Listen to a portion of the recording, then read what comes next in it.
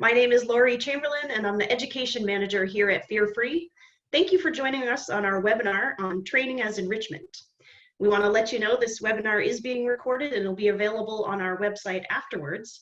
And you can ask questions by typing them into the Q&A field down below if you have questions. We'll get to those and answer those at the end of the webinar. Today, I'm excited to have with me my friend and colleague and coworker, Mikkel Becker. Mikkel, welcome. Thank you. I'm here with Otis and Indiana Bones too, so they'll be joining us for the webinar. They are great co-hosts for you always. Love seeing them. So today, many pet owners think about training as a nice to have rather than as an essential skill. And you and I as trainers think of it a little bit differently. So here at Fear Free, we're really passionate about using reward-based training as a way not only to improve your companion's life and make them better companions, but also there's a side effect of training, a really good side effect of training that we often don't think about, and that is that it's a really good form of enrichment for your dog as well. So keeping them emotionally and mentally and physically stimulated helps their well-being, and it helps them to live more in harmony with you. So with that in mind, we're going to talk to you guys today about some of the fun games that you can play right at home with your dog to help them be better companions. So the first thing we want to talk about is teaching a dog to respond to his name in a positive way. So oftentimes our dogs may not respond to their name, or they might not respond to it in the way that we want. And sometimes inadvertently, we can kind of poison their name by using it in a negative context. So if the dog does something wrong, we might say, Fluffy, cut that out, or Rover, get over here. And then the dog's name gets associated with something we didn't necessarily want it to be. So Mikkel, I know you have a great at-home game that you can teach your dog, that you often play with your dogs, to teach the dog to respond to the name in a positive way. Do you want to talk to us a little bit about that? Absolutely. So the name game is a wonderful way to teach a dog his or her name. So whether it's a newly adopted dog, or if it's a dog that you've had for years and years, and perhaps they just don't have the best response to their name. And really, I think that a lot of times we have such expectations upon our pets without realizing that we really need to teach them the things we want them to know. And when it comes to their name, it's really important that we always have that paired with some really good positives. And so that way their name always evokes this like happy anticipation that, oh boy, something really good is going to happen. I better pay attention. So a lot of times we're using all kinds of words throughout the day. So it's normal and natural for our pets to kind of tune us out over time. Or as you mentioned, if their name's ever used in a negative way, which it can be for a lot of pets, they can start to show more avoidance or sometimes fear or just sort of disinterest. So instead, what we want to do is we want to have that really happy attention and that perk of interest. And so whenever we're saying their names, what we want to do is say their name once, and then we want to do something that's a really big positive for them. So it might be saying something like Tally, and then right after getting out one of her favorite treats. Or it might be Tally, and right after we're getting out her meal, for instance, or maybe a favorite toy, or really anything that your pet really likes. So this also could be going out on a walk. So you say their name, and immediately after you grab that, you should go out the door with them. So it evokes this really happy, positive attention towards you. And one thing I'd like to add with that too is that it's not only for dogs, but for cats as well. So the name game is a really big positive that's going to build that happy attention and the interest towards you. So a lot of times we overlook just how malleable our cats are and how much they want to learn. They're just really smart. So we can use the name game with our cats as well, whether it's playtime or it's mealtime, just saying their name once, and then right after doing a big attention getter, a positive event such as their meal, playtime, walk, whatever it might be. Great, thank you. That's great advice, and thank you for pointing out that what you're talking about can be done with dogs as well as cats, as is pretty much anything we'll be talking about today. So thanks for pointing that out. So sorry, Lori. One thing I just forgot to say is that sometimes too, if you have multiple pets in your home, one helpful thing is to actually have a group name. So for instance, with my dogs, rather than just saying, having to say, Indiana, Otis, like saying both of their names. Instead, what I do is I have like a general term. So it might be kids or boys or girls or whatever it might be for all of your pets. So that way you have a way to get all of their attention at once. And then you also can call them out individually too. I like that. That's a great idea. I should try that with my 2 border collies. So the next thing I want to talk about, arguably one of the most valuable skills that we can teach our dog is to come when called. And in fact, it can be a life-saving skill. So Mikkel, I know that you have a really fun way to teach a dog to come when called, and you can do this right at home. You can involve all kinds of people and things, and also makes a really great enrichment game. So do you want to talk to us a little bit about that? Absolutely.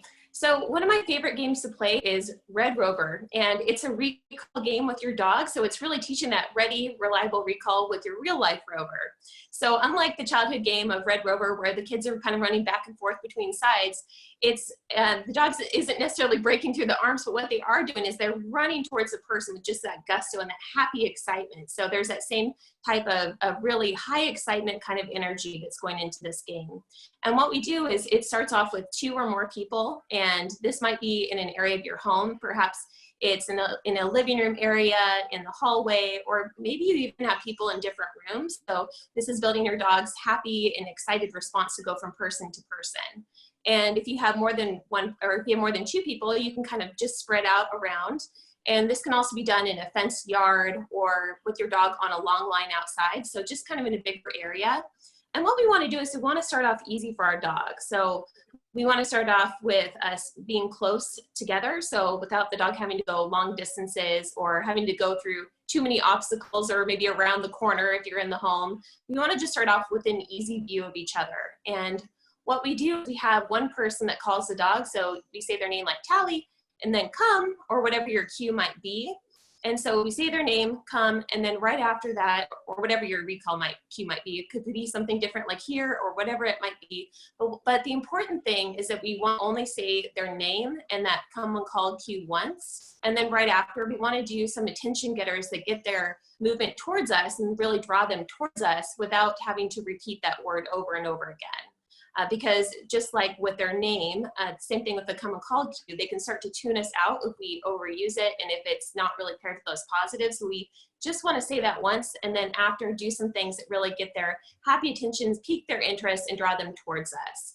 So this can be different things like perhaps using some inviting body language. So we're saying, Tally, come, and maybe bending towards the side, maybe kneeling down, patting your legs, maybe patting the ground, moving backwards, anything that really just draws them towards you.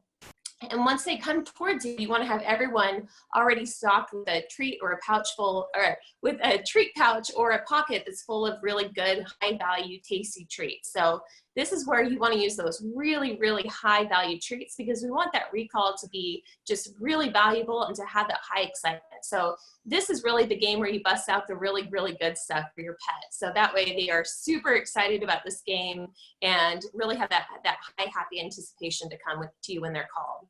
And so when they do come to the person that had called them, they get a treat. And then after, as soon as the pet has finished that treat, then another person can call the pet to them. So when the other person calls, or whenever the other person is calling, everybody else just stands still. So it's almost like playing that statue game. So there's less interest in the other people, less distraction. And so that way it helps the pet to be successful on coming when called to the next person. And as you get really good at this, and as your pet gets really good at this, you can start to increase the distance that you are away from each other. You can add in a little bit more distraction, maybe doing this in a more high distraction area, for instance, with your pet on a long line, or just adding in different elements to it. And one of my favorite ways to really build that happy anticipation and that really high excitement to get the dog to come when called and get that really reliable and fast response is to add in movement away when you call the dog. So for instance, we may say the name Tally, come, and then that person may walk, jog, or even take off running in the other direction.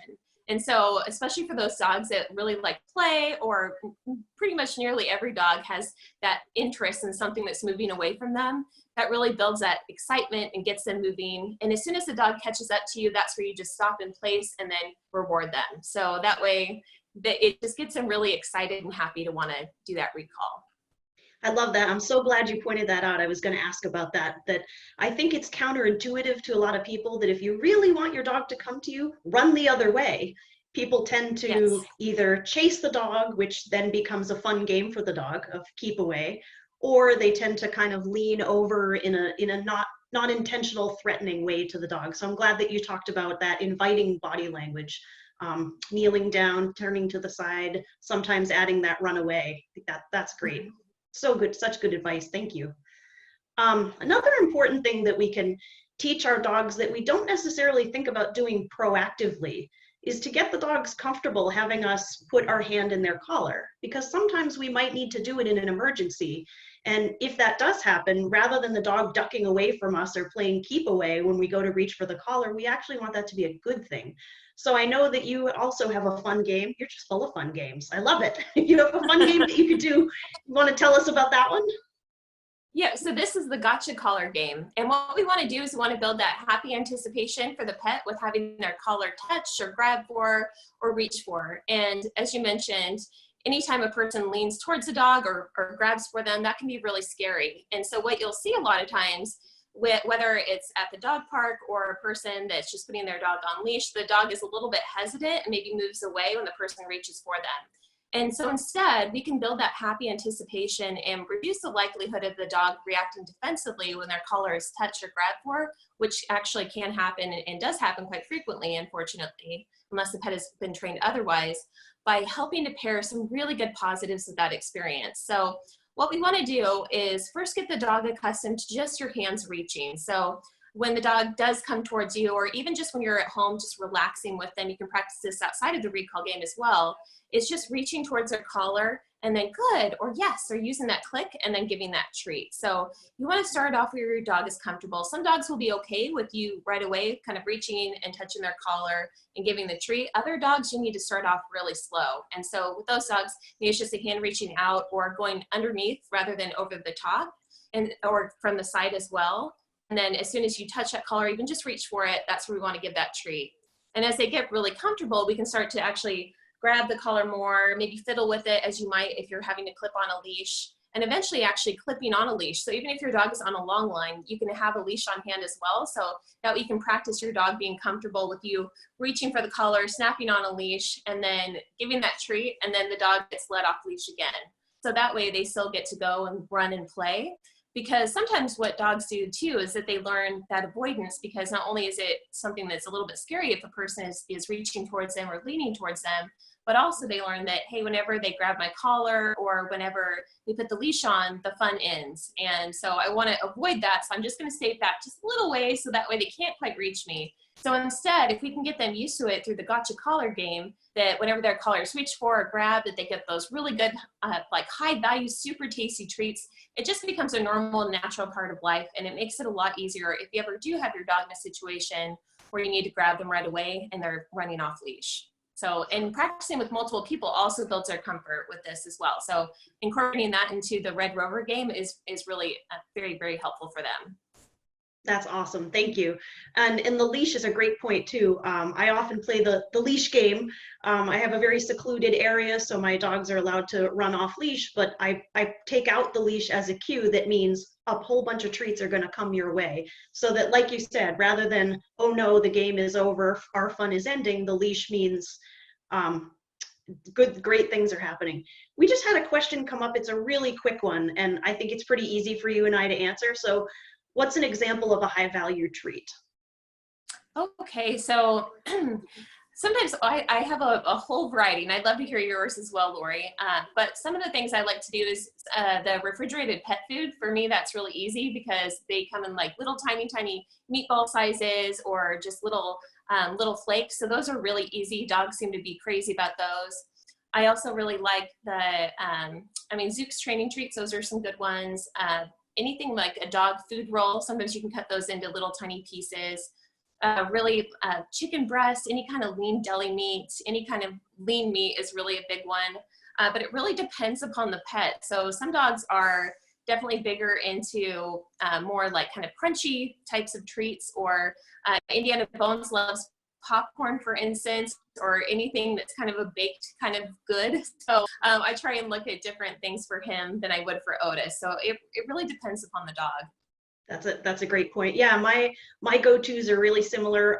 Deli meat is a real favorite for my guys. So sliced chicken or turkey breast or ham. They also love cooked chicken breast, especially, and this is a great tip from your dad, if you warm it up a little bit in the microwave beforehand so it's smelly and gooey and stinky, the dog loves it even more.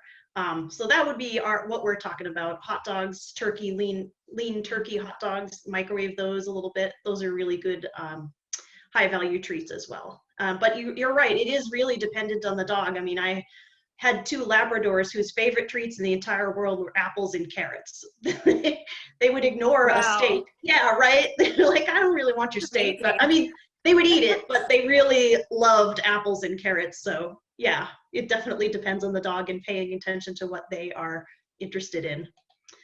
Let's switch gears a little bit and talk about another topic here that you can teach at home. So another common problem that we hear about as trainers is when dogs pull on leash. And actually, there's a whole lot of prep work that you can do for pulling on leash without ever even leaving your house. Can you tell us a little bit about how you might get your dog started on polite leash walking, just right even in the living room or the hallway, right in your house? So one of my favorite games to play with dogs is follow the leader. And what this is it's just teaching your dog to walk alongside you, even without a leash on. So you can do this no leash at all. And what we want to do is we want to pick either the right or the left side. So you want to make it really clear for your dog which side you want them primarily walking on, because they're going to be orienting usually to one side or the other. And if you have a treat pouch on, I would highly suggest having the treat pouch on whichever side you're wanting the pet to walk on, and to be treating out of that hand, because that's usually the side they're going to be orienting towards. And what we want to do, so say that you are choosing your left side, for instance, what you can do is you can orient your body towards your dog in a way that your left side is, or that they are already naturally on the left side of you. So that may be doing like a 180 spin around yourself and maybe starting to walk forward and encouraging the dog to follow. Or you can also use a treat lure to lure them over towards that side. Or if your dog happens to know a hand target, that's a really valuable way to utilize that behavior to get them over towards the side that you want them on. So once you have them over on that side, what we want to do is we want to just start off really, really easy. So even without movement, you can just reward your dog for being on that side. So a lot of times we have these really like big expectations out of our pet, and so we kind of expect too much too fast. And one of the best ways to build that desire to be at your side is to just really heavily reinforce it even at a standstill. So just even standing there, reinforcing your dog for being there right at your left side or your right side. And then what we want to do is we also want to treat for the position that we're wanting our pet to be in. So if we're really wanting them with their shoulder kind of aligned with our leg, we want to be treating them right in that area. So a lot of times we can, just be bending down and giving them that treat, or you can also use other things. So there, a wooden spoon or a plastic serving spoon that has a little smear of peanut butter on it, or there's a cool device called a lure stick that you can actually, it expands and you can actually use that and place a treat on the inside to deliver to your pet. So that's kind of a cool device too that you can use. So you can get a little bit creative with that, or even just dropping that treat, especially if it's like a piece of lean meat and you have an easy to clean floor, that can be a way to do it as well. But what we want to do is we want to just start off with our pet right there at our side, reinforcing them like high rewards. And then what we can do is we can start to move forward. And when you move forward, ideally start off with the movement of the leg. So if you have your dog on your left side, ideally start off walking with your left foot forward, because if you think about it, otherwise our pet a lot of times is going to actually miss us starting to walk forward if you start off with the opposite side of what they're on. So start off walking with that leg forward. You may even use a cue like, let's go, to alert them that you're ready to start moving. And then what you can do is you can continue to reinforce them. So you can just use your good or your yes or that clicker to reinforce them whenever their shoulder is aligned with your leg. Or if they ever give you eye contact, that's a big one. We really want to reinforce any type of eye contact or attention towards us. So just really reinforcing that. And we can also use those lures in hand as well. So don't be afraid to use that. We can eventually fade that lure out of our hand. So if we just start off treating, having multiple treats in that hand, and we're we're rewarding our dog, eventually we can start to empty that hand so that hand no longer has treats, but it can actually be a helpful guide to get your dog back over to that side, or to help them to understand kind of what area you're wanting them to walk on. And then we can start to actually be treating from the treat bag rather than having those treats right in our hand. And then what we can do too is we can start to add in lots of turns and different stops and just make it really interesting. A lot of times our dog just gets so used to us kind of going a certain direction or treating every 5 steps that they kind of start to tune out a little bit in between. So you want to keep it random, how often you're treating them. So just like that, you know, the lottery kind of concept where they never know when they're going to get that win. You want to do that with your dog when you're doing the follow the leader game. So that way, you know, maybe it's every 1 step or every 3 steps, every 5 steps, every 2 steps. So they never really know when that big win is going to be coming in. That's a really good way to phrase it.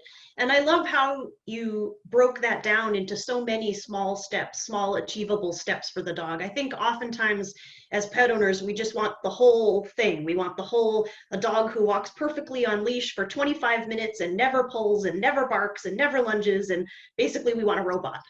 But that's not real life. And so I love that you have given people things to think about, you know, what it takes to get there. And some dogs naturally will pull more than other dogs, but there's a lot of ways that we can find success along the way. So thank you for breaking that down. We have quite a bit of questions coming through, which is great. Mikkel, do you feel up to answering some questions for people? Absolutely. All right. We got a question from Mary Ann, who says her dog sometimes barks at sounds outside. I personally can't possibly relate to that with my border collie. No, I can. I'm totally kidding. How do I ask the dog to stop barking at sounds outside? Mary Ann wants to know. So a lot of this really does depend upon the dog. I think that there are different ways to handle it. And so for Otis right here, he was our rescue that went through 5 homes by the time we got him at 7 months of age. So he has been definitely our little problem child who is turning more angelic little by little. And but he definitely is one that likes to bark for sure. And you know, any little change in the environment can start that. And so one of the best ways is to really help your pet with this kind of issue is to first of all manage the situation. So if the pet has different stimuli coming in all the time and they're just kept really on edge, it's going to be really difficult to manage that behavior. So instead, if you can help to manage your environment by having fewer triggers or fewer things that get them upset, that's going to help you start at a point of higher success. So one thing that you can do is say that your pet, maybe it is the sounds. What you can do is you can have on a different white noise throughout the day. So for instance, we have a pet fountain, a flowing fountain, which the dogs like that a lot more than just the stagnant water bowl. And it does have kind of a quiet humming noise and water trickling noise. So that in and of itself can help to drown out some of the excess noise. And the other thing that you can do is, especially during certain times of the day, so a lot of times, you know, maybe it's like 5 o'clock when people are coming back from work, or right now, you know, when people are kind of outside on their porches in my apartment complex, it can get a little bit noisier at certain times of day. That's the time of day that I want to have on some of that music. So you can play some of your own music, whatever you enjoy, or for your pet, you can look at some of those calming genres of music like reggae and soft rock and classical music or species specific music. So those can all be really helpful and calming for them. And the other thing too is even having a little, you can actually use a window kind of fog on your window. So say that your pet is looking out and they're seeing all these different things that get them really upset. If you can minimize that by covering that up, or even just closing the blinds during that high traffic time of day. And one of the best things too is to start pairing those noises or those sights that your dog sees with a big positive. So with Otis, for instance, whenever there are lots of dogs in our apartment complex and other dogs barking, that's really a big trigger for him to start barking. So now whenever he hears a dog bark, he immediately looks up and looks to come find me wherever I'm at, because every time a dog barks, he always gets a reward. So giving him those big high value rewards whenever a dog has barked, it's helped to change his feelings associated with that. And it's also helped to change that behavior by him looking towards me rather than looking to start barking and reacting back at that dog. So teaching that, you can also teach dogs different things. Like you can actually teach them to be quiet on cue, and that's best done by also teaching them to speak on cue. So whenever your dog is naturally barking, you can even just start pairing a word with it, like speak. And what you can do is you can praise that. So when they're starting to speak, oh, what a good dog. Oh, that's so nice. And maybe using a lower value treat. So maybe it's like, you know, that kind of dry or biscuit treat, just give them a little piece of that. And then what we want to do, the reason we want to get them into that speak, which it can be kind of shocking for a lot of dogs that are like, why are you rewarding me for that? It can be a little confusing because, especially if you've ever been upset with them in the past, it can at first be a little weird, but it helps to change their association with barking. It helps them to look towards you. And then more importantly, we can teach them to quiet. So right after, what we can do when they start to speak is we can say quiet, and maybe you can do like a hand movement like this, or whatever your hand motion might be. And right after, we can grab out that treat. So when we grab out that treat, and maybe we even bring it towards them, a lot of times their mouth is going to kind of close, stop the bark to get that treat. And so as soon as they do, good, and that's when we give them that treat. We want to make the treat for quiet really, really high value. So that's where you're using those really good, tasty goodies. And even stockpiling some treats in different key locations around your house. That way they're easy to access. That way you kind of can be ready and prepared whenever your pet goes into action in terms of barking, or even trying to be even more proactive before they even have the opportunity to bark. If you perceive something in the environment that they might normally react to, that's where you can, oh, Otis, come, or you can use your dog's name, get their attention, give them that reward. So you build that better response in place. Awesome. Thank you so much for that. A couple of other lots of other really great questions. There's a question from Michael, and I can answer this with a recommendation. A lot of city dogs, owners, and trainers are struggling to find accessible ways to enrich a dog's day, with parks having been closed and many of them not having yards. Do we have some creative ideas? In fact, we do. Mikkel and I actually just did a webinar about 3 or 4 weeks ago on this very topic. So if you go to Fear Free Happy Homes and click on the COVID-19 page, you can check out the DIY dog enrichment webinar there to give you some ideas on that. Another question about clickers. So something we both have a lot of experience with. Ill's dog is super sensitive to the click, but in a bad way. So she wants to know if we have any suggestions for other sounds or tools that you can use as a marker. And we should probably explain to those of you listening who may not know what a clicker is or what it's for. It's a device that we can use to mark good behavior as the behavior is happening. So it's kind of like, think of it like a camera taking a snapshot of the behavior that you want to see when you want to see it. So Mikkel, do you want to take that one? Any alternatives to a clicker, or a dog that is sound sensitive to a clicker? Absolutely. So one thing you can do is, when you're starting off the clicker, you can even start off by masking the sound. So a lot of times I'll have it inside of my sweatshirt, inside of a back pocket, for instance. And so that way it's just not as loud. The other thing, there are different clickers out there. The Click R is one that's a little bit quieter. So a lot of times I'll use that with more fearful, shy dogs in some of my fearful dog classes. But the other thing you can use, you can use other things as markers as well, or especially in the beginning stages. So even the end of a ballpoint pen. So whenever you snap that can be the sound. Or you can even use a different mouth sound. Some people get really good at being able to use the mouth click or cluck of their tongue. Or you can use a word. So if you are using a word, what I would highly suggest is making it really sound different than your normal speaking voice. So if you're using a word like good or yes, you want to make it a little bit higher, a little bit more precise sounding. But ideally that clicker is really helpful because it does sound so different than the voice that it makes it significant for them. And always pairing it with a really high value reward also helps it to keep its significance for them. Thank you for saying that part too. Yes, I think a lot of times clickers can get misused in that people think, well, I'm using the clicker, now I can stop giving the food. Now I can just click and the dog will work for the click. And that is absolutely not the case. The way it keeps its value is by pairing it with food consistently. So if clicker hasn't been paired with food consistently, that could be one reason why the dog is not attending to it or afraid of it. Let's talk a little bit about puppies.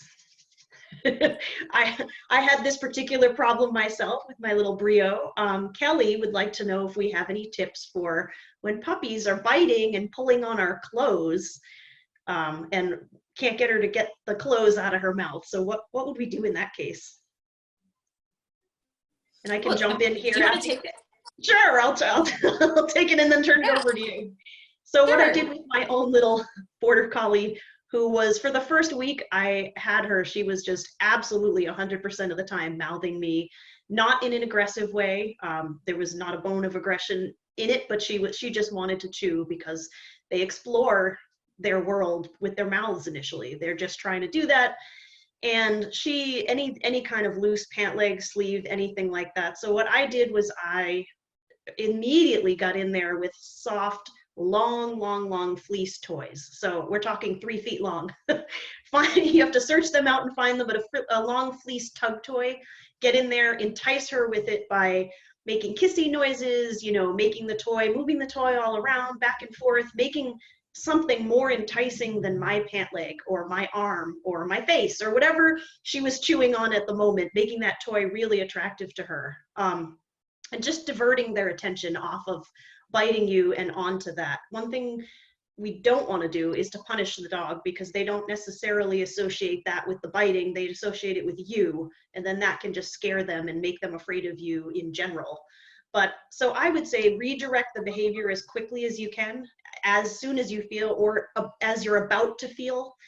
And also think about what makes the puppy. Are there times of day when your puppy's a little bit more amped up? I know for mine, there were, you know, first thing in the morning, I know she's going to be really amped up, so I'm going to exercise her then. You know, I'm going to get us out, I'm going to get us walking or running, or really get us a jog, so that she gets some of those zoomy, crazy, highly aroused feelings out of the way before I try and ask her to sit with me and, you know, let's watch TV on the couch, or let's do something a little bit less exciting. So thinking about that too, like, are there triggers that make them a little bit more amped up that we can work with during the time of day? So that was mainly what I did, stopping the behavior by redirecting it to something more fun or more enticing. And that can be challenging, but certainly if they like to chew, you can also have chew toys. So something like a bully stick in your hand, or something that is safe for your dog to chew on, or a Kong, any kind of thing that they can put their mouth on that isn't your flesh is going to be your friend, and really be quick about it. So think about yourself almost as a goalie. You really got to get it in there before they get their teeth on you. So anything that you would add to that? That was perfect, Lori. One other thing I was thinking on was also having that variety of different types of toys can be really helpful. So dogs get used to what types of toys they want to play with later in life by what they experience early on. So if you can start off with different types of toys, so balls or rubber toys or different kind of soft fluffy toys, the type of flirt pull type of toy is also a really good one for dogs that really like to go after something, or those tug toys. So having a variety of toys is going to be helpful, and also really reinforcing the heck out of them when they're playing with those toys. So I think part of the fun for puppies, whether it's like the drawstrings on a sweatshirt or your hair or shoelaces, whatever it might be, is that they get a reaction out of the person. And even if it's a negative reaction, it still is a reaction. And so it's like, ooh, this is really exciting. And so it can make it into kind of this fun game for them. So one of the best things is to take the excitement out of it by really adding in the excitement and the happiness and joy whenever they are playing with the right thing. So that's when you're maybe interacting with them, playing with them, or even just praising them, giving them a treat so they get that positive attention. And one other trick that I've learned too, when a dog is, you know, tugging on your pant leg or something like that, for instance. So we ideally do want to redirect them beforehand, but say that they are kind of in the midst, they're already doing that. One of the things, just like with a tug toy, if you're trying to get a dog to, you know, you're trying to end that game of tug, for instance, what we can do is we can actually move closer towards the end, towards where they're so say that they have the pant leg way out at the end, we can kind of move our hand down so they have less material to grab. So there's less kind of ability to kind of pull into jerk. So you take away some of the fun by doing that. And ideally, you can actually teach them a drop it early on. But even if they don't know one, we can entice them to drop something like the pant leg, for instance, by saying that we're drop it, and then we may have a treat on hand. So when I'm working with puppies, a lot of times I have a pocket full of treats at all times, or that treat pouch on hand, so it's really readily accessible. But even redirecting them with a different toy or something like that. So as soon as they let go, redirecting them or tossing that treat out to get them moving away. Those can be really helpful things too. So much, that's great. So much of puppy training is about trading, right? Trading what they have for something I would like them to have. So if they have, whether it's your flesh or the remote control, or it's all about communication and bargaining with them and making it so that it's fair for both parties. So give them a reason to let go of your pant leg by giving them something better. We have a lot more questions here, but we're actually out of time. I just want to thank you guys for attending this. And I think that based on the fact that there's a number of unanswered questions here, Mikkel and I probably will almost certainly definitely be doing more of these webinars to get some of those questions answered. But one real quick, a question from Justina that we can also answer with a resource. She's worried about separation anxiety post-COVID-19, once we all start going back to work and we're no longer working from home. And actually, Mikkel just did a handout and a video about separation anxiety. So we have that. So definitely go to Fear Free Happy Homes and check that out as well. So if you guys are not on the website regularly, definitely check it out, because we've added a lot of things to it, especially in the past 3 or 4 weeks. That's pretty much, we're really primarily focused on that right now, and adding resources to help you guys help your dogs and cats live happier lives, with sort of COVID-19 and the world changing in mind.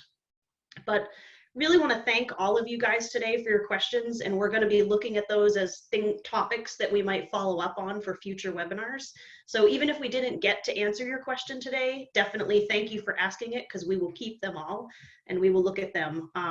So thank you very much, everybody, for joining us. And Mikkel, thank you so much for being here, friend.